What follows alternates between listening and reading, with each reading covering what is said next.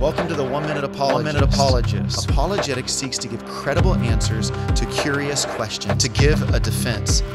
Should the church be separatists? During the 5th century, there was an individual by the name of Simeon Stylites. He was known as a pole sitter.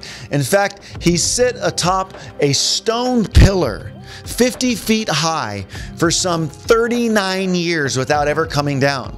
In fact, in order for him to be fed, they would have to lift the food up to him, and he would preach atop of this pillar, but he would totally separate himself from the world. Are we supposed to separate ourselves from the world? In fact, this guy still holds the Guinness Book of World Records for sitting atop a pillar for that long. In fact, a whole crew of pole sitters followed in his footsteps. Imagine that. 39 years without a bungee jump on top of a stone pillar. Well, this guy, Simeon Stylites, certainly was a separatist. Even though he preached the gospel, here's a guy who lived as if he didn't want to be contaminated.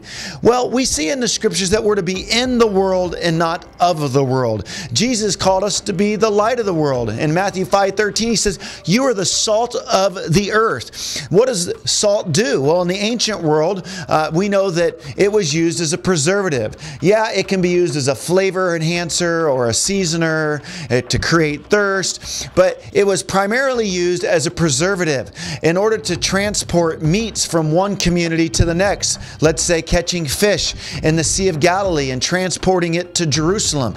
They would pack the meat in the salt to preserve it from decay. So too, the church, we are to go into the culture and we are to help preserve it from moral decay by walking with the Lord Jesus Christ, by following Him, living for Him. Now, none of us can attain His standard. We will all fall desperately short.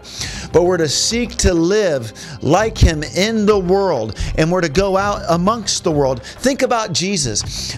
The worst of the worst loved being around Him, and He was the greatest of the greatest. No one was more holy than Him. Yet He knew when to separate Himself to spend time with the Father, and then He would go out and He would seek to reach the culture with this kingdom life message.